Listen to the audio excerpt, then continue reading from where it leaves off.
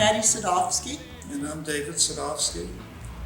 We are at the Altamont Rolling Stones concert in 1969. This is where we got the poster. Rolling Stones, we were fans.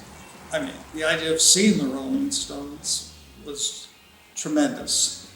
The idea of seeing the Rolling Stones free was, oh my God, and we're going, how are we going to get over there? And somebody said, like, these people are going to load up their van and take it, everybody's going to go over. We, jumped in the VW van that morning. When we got out of the van, we headed, followed the crowd. And as we followed the crowd, I noticed a couple people with Altamont posters in their hand. And where are these coming from?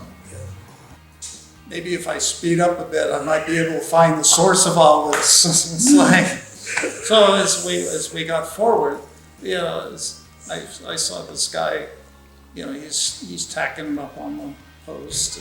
And I asked him, can I get one of these? And he's like, oh no, I can't give you one of these. And I said, well, why not?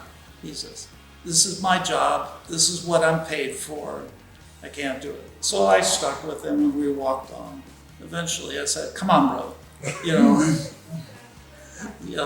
Part with one of these. And he slipped me one. We got close together, he just slipped me one so nobody else, I guess, would see. People were claiming space, so we moved up the hill a bit. And this was where I met my friend Lester, because we spotted him up the hill a bit. And he came down, we sat together, and he had a satchel with him. He came prepared, we came with nothing. At that point, I asked him if he could take that poster for me because it would get messed up if I had to handle it all day long. Yeah. And he rolled it up in something, stuck it in his satchel. Why are we fighting? Why are we fighting? Evening went on.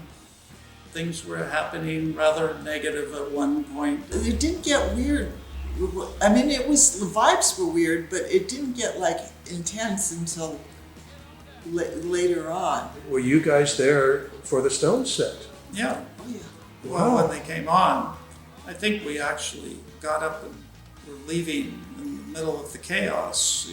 Well, you just didn't know if it was going to turn into a full-scale riot or what, because it was so intense. Well, who did you bum a ride home with? Put a thumb out.